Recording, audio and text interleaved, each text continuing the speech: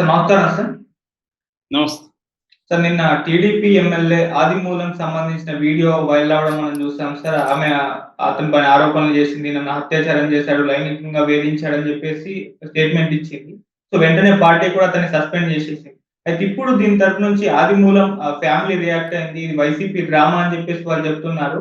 మరి నిజంగా ఇది వైసీపీ డ్రామా అయ్యి ఉంటుందా? ఆ పాసిబిలిటీ కనిపిస్తుందా? మొత్తంగా ఆదిమూలం ఫ్యామిలీ ఏం చెప్తుంది? మరి ఇప్పుడు టీడీపీ ఎటువంటి యాక్షన్ తీసుకునే ఛాన్స్ ఉంది సార్ ఇతని పట్ల? నిన్న మనం చెప్పుకున్నాము సత్యవేడు టీడీపీ ఎమ్మెల్యే కోనేటి ఆదిమూలం మీద చిత్తూరు జిల్లా టీడీపీ మహిళా విభాగం అధ్యక్షురాలు వరలక్ష్మి నిన్న హైదరాబాద్ సోమాజిగూడ ప్రెస్ క్లబ్లో ప్రెస్ మీట్ పెట్టి ఆమె డీటెయిల్గా వివరించింది.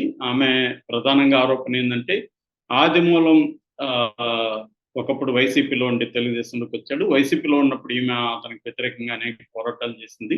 తెలుగుదేశంలో రావడాన్ని కూడా వ్యతిరేకించింది. బట్ చంద్రబాబు నిర్ణయాన్ని ఆమె ఆమోదించి ఇతను గెలుపుకు ఆమె పనిచేసింది. ఈ క్రమంలో బిగినింగ్లో అతను చెల్లి అంటూ పిలుస్తున్న వ్యక్తి తర్వాత గెలిచిన తర్వాత టోన్ మార్చాడు, తనను వేధించడం మొదలుపెట్టాడు. ఆ వేధింపులు తట్టుకోలేక అతనికి సరెండర్ అయిపోవలసి వచ్చింది. లేదంటే తన భర్తను పిల్లల్ని చంపుతానని కూడా అతను బెదిరించాడు. సో ఆమె జూన్ 6వ తేదీ తిరుపతిలో ఉండే భీమాస్ పారడైజ్కి వెళ్ళింది. ఇతను 105 రూమ్కి. అక్కడ అతను అత్యాచారం చేశాడు. దాని తర్వాత మళ్ళీ రోజు నైట్లంతా ఫోన్లు చేయడం మొదలుపెట్టాడు. దాంతో భర్తకి అనుమానం వచ్చింది. భర్తకి విషయం చెప్పింది. యాక్చువల్గా జూలై 6న ఆమెను అత్యాచారం చేశాడు. మళ్ళీ జూలై 10న ఆమె వెళ్ళింది. అప్పటికి భర్తకు తెలిసింది కాబట్టి భర్త పెన్ కెమెరా ఇచ్చాడు. దాన్ని తీసుకెళ్లి జూలై 10వ తేదీ ఆమె రికార్డు చేసింది. మళ్ళీ జూలై 17 కూడా వెళ్ళింది, ఆయన ఇచ్చాడు. సో అప్పుడు కూడా రికార్డ్ చేసింది. ఇలాగా మొత్తంగా 3 సార్లు ఆమె వెళ్ళినట్టు చెప్తుంది. ఈ ఫుటేజ్ని ఆమె నిన్న బయటికి పెట్టింది కూడా. యాక్చువల్గా ఈ విషయాన్ని చంద్రబాబుకి లోకేష్ దృష్టికి తీసుకుపోతే వాళ్ళిద్దరు పట్టించుకోలేదు. అందుకనే నేను మీడియా సమావేశం ఏర్పాటు చేస్తున్నాను అని కూడా నేను అనింది. ఎప్పుడైతే ఇది అనిందో వైసీపీ వాళ్ళు దీన్ని పెద్ద ఎత్తున వైరల్ చేశారో, మీడియా కూడా దీని మీద నిన్న ప్రత్యేక కథనాలు వచ్చాయి. దాంతో తెలుగుదేశం పార్టీ మేల్కొనింది. తెలుగుదేశం పార్టీ ఇమీడియట్గా ఇతన్ని సస్పెండ్ చేసింది. పల్లా శ్రీనివాసరావు అధ్యక్షుడు తెలుగుదేశం పార్టీ, ఆయన నోట్ ప్యాడ్ మన ప్రెస్ నోట్ రిలీజ్ చేశారు, సస్పెండ్ చేస్తున్నామని. ఇప్పుడు తెలుగుదేశం కోర్సు ఏంటంటే ఈ ఇమీడియట్గా సస్పెండ్ చేసి ఆయన వివరణ అడిగింది. అయితే ఆ వివరణతో సాటిస్ఫై కాకుండా ఈ వీడియో ఫుటేజ్ ఏదైతే ఉందో అది కరెక్ట్ నిజమేనా లేకపోతే ఈమెమన్నా ఫ్యాబ్రికేట్ చేసిందా అనే విషయాన్ని తెలుసుకోవడానికి కోసం ఫోరెన్సిక్ సైన్స్ ల్యాబ్కి దాన్ని పంపించింది. అక్కడ నిర్ధారణగానైతే అతన్ని ఫోరెన్సిక్ సైన్స్ ల్యాబ్లో ఈమె ఇచ్చిన వీడియో కానీ కరెక్టే అని నిర్ధారణ అయితే ఇతని మీద ఫర్దర్ కోర్స్ ఆఫ్ యాక్షన్ తీసుకునే అవకాశం కనిపిస్తుంది. ఇంకా నేను నిన్నే చెప్పాను, ఖచ్చితంగా ఆదిమూలం దీన్ని ఒక్కడు ఆయన ఇదంతా కూడా ఫ్యాబ్రికేటెడ్ మార్ఫింగ్ చేశారని చెప్తాడని అలాగే చెప్పారు. నిన్న ఆదిమూలం ఒక టీవీ ఛానల్తో మాట్లాడుతూ తెలుగుదేశంలోనే కొంతమంది గిట్టని వాళ్ళు ఈ పని చేశారని ఆయన చెప్పాడు క్లియర్గా. అయితే ఆదిమూలం భార్య గోవిందమ్మ, వాళ్ళ కొడుకు సుమన్, వాళ్ళ కూతుర్లు ప్రభా, శోభ, వాళ్ళ అల్లుడు కెనడి, వీళ్ళు 5 మంది నిన్న విడివిడిగా లేదా కలిసి మీడియాతో మాట్లాడారు. వీళ్ళలో కొంతమంది ఏం చెప్తున్నారంటే ఇది వైసీపీ వాళ్ళు చేసింది అని కూడా చెప్తున్నారు. ఎందుకంటే వైసీపీ నుంచి ఈయన తెలుగుదేశంలోకి వెళ్ళాడు కాబట్టి ఈమె వైసీపీ వాళ్ళతో కుమ్మక్కయింది అనేది చెప్తున్నారు. ఇంకొక ఆరోపణ గోవిందమ్మ ఏం చేసిందంటే ఈమె నామినేటెడ్ పదవుల కోసం ట్రై చేస్తుంది. అందుకనే ఈయన మీద ఇలా పెట్టి పాపులారిటీ సంపాదించుకుని బాధితురాలుగా చంద్రబాబు దగ్గర తెలుగుదేశం దగ్గర పదవి కొట్టడానికి ఈ పని చేస్తుంది అనేది. యాక్చువల్గా వీళ్ళ ఫ్యామిలీలో 2 వెర్షన్లు కనపడతాయి. అతనేం చెప్తున్నాడంటే ఆదిమూలం ఇదంతా తెలుగుదేశం వాళ్ళే, నా పార్టీలోనే గిట్టని వాళ్ళే నాకు ఈ పని చేయించారు, నేను ఆమెను చెల్లెమ్మలాగా చూశాను, నా కూతురు వయసు ఉన్న ఆమెతో నేను ఎలా చేస్తానా అని ఆయన అంటున్నాడు. ఇటుపక్క గోవిందమ్మ భార్య కానీ వాళ్ళ ప్రభా, శోభాని కూతుర్లు, అల్లుడు కెనడి, కొడుకు సుమన్, వీళ్ళందరూ ఏం చెప్తున్నారంటే ఇది వైసీపీ వాళ్ళు చేయించారు అని చెప్తున్నారు. అంటే వాళ్ళ ఫ్యామిలీలోనే 2 వెర్షన్‌లు కనిపిస్తున్నాయి. సో రెండోది ఏంది చెప్తున్నారంటే ఇతనికి ఆరోగ్యం కూడా బాలేదు.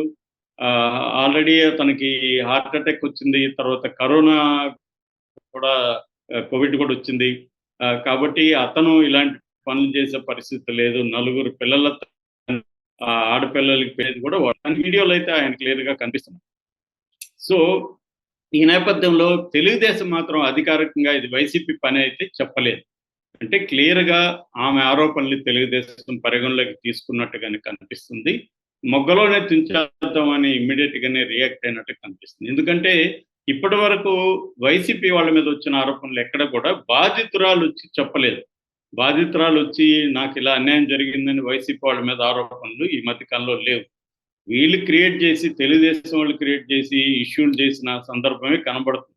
అట్లాగే ఇప్పుడు దువ్వాడ శ్రీనివాస్ లాంటిది అది ఫ్యామిలీ డ్రామాలో భాగంగా మనకుంది తప్ప ఆయన ఇట్లాగా అత్యాచారం చేశాడనేది అతని మీద కూడా ఆరోపణ లేదు. విజయసాయి రెడ్డి మీద లేదు. అనంతబాబు కూడా ఎవరితోనో ట్రాప్‌లో పడి వీడియో ట్రాప్ ఇప్పుడు మనం చూస్తున్నాం వీడియో కాల్స్ చాలామంది అమ్మాయిలు చేపిస్తారు మన దగ్గర. చేపిచ్చి ఇది చేస్తారు. రెండోది అది నిజంగా మనమా కాదా అనేది కూడా తెలీదు. అది కూడా అని తెలీదు. ఇప్పుడేమో తెలుగుదేశం ద్వంద్వ వైఖరి ఎక్కడ ఉందంటే వాళ్ళ విషయంలోకి వచ్చేసరికేమో ఫోరెన్సిక్ సైన్స్ ల్యాబ్‌కి పంపిస్తారు. అదే వైసీపీ వాళ్ళది కూడా పంపించాలి కదా వాళ్ళు. పంపించే అధికారంలో ఉన్నారు కదా! మరి దాన్ని కూడా పంపించి నిర్ధారణ చేసుకున్నాక కదా వాళ్ళు మాట్లాడాలి. అదేమో అది జరగదు. సో ఇది ఇక్కడేందంటే ఆంధ్రప్రదేశ్‌లో ప్రతి విషయాన్ని పొలిటికల్‌గా చేయడం జరుగుతుంది. నిజంగా ఆమె చెప్పినట్టుగా గాని జరుగుంటే మాత్రం అతని మీద కేసు కూడా పెట్టి లీగల్‌గా చర్య తీసుకోవాలి. ఎ ఎందుకంటే కేవలం పార్టీ నుంచి సస్పెన్షన్ అనేది కాదు కదా! అది రేప్ కిందకొస్తది. రేప్ కేసు అతని మీద పెట్టాలి. అత్యాచారం చేశాడని పెట్టాలి. మరి ఎందుకునో మహిళా సంఘాలు గాని, దళిత సంఘాలు గాని దీంట్లో ఎంటర్ కావట్లే. ఎందుకంటే అతను కూడా దళితుడే. ఇదే ఒక అప్పర్ కాస్ట్ ఒక దళిత ఏంటి ఈ పార్టీకి దళిత సంఘాలు పెద్ద ఎత్తున మాట్లాడేవి. దళితుడు కాబట్టి వాళ్ళు మాట్లాడడం లేదు. పైగా తెలుగుదేశం ఓన్లీ దళితుల మీదనే ఇటువంటి చర్యలు తీసుకుంటది. గతంలో చింతమనేని ఆయన చింతమనేని గాని లేకపోతే పరిటాల గాని, జేసీ ప్రభాకర్ రెడ్డి గాని, తర్వాత మంత్రి నారాయణ మీద కూడా వాళ్ళ మరదలే సాక్షాత్తు ఆరోపణలు చేసిన దాన్నేం పట్టించుకోలేదు. ఓన్లీ దళితుల మీద వీకర్ సెక్షన్ మీద మాత్రమే తెలుగుదేశం ప్రతాపం చూపిస్తుందనేది కూడా విమర్శలున్నాయి. దీంట్లో అనేక కోణాలైతే బయటకొస్తున్నాయి. ఈ అనేక కోణాల్ని తెలుగుదేశం పార్టీ ఎలా డీల్ చేసి దీంట్లో ఏం చర్యలు తీసుకుంటది? నిజంగా ఆదిమూలం తప్పు చేసుంటే మాత్రం అది గాని ప్రూవ్ అయితే మాత్రం అతని మీద కేసు కూడా పెట్టాలి. కానీ చాలామంది అనేదేందంటే ఊరికే ఇప్పుడు డైవర్ట్ చేయడానికి వాళ్ళు సస్పెన్షన్ డ్రామా ఆడుతున్నారు. ఎఫ్ఎస్ఎల్ డ్రామా ఆడుతున్నారు. రేపు ఎఫ్ఎస్ఎల్ ఇదంతా ఏమి తేలదు. బయటికేమి రాదది. ఇది అలాగే సైలెంట్ అయిపోతుంది. ఇప్పుడు సైలెంట్ చేయడానికి మేము చూడు ఎంత నిష్పక్షపాతంగా ఉన్నామని చెప్పుకోవడానికి తప్ప అంతకంటే ఏం జరగదని చాలామంది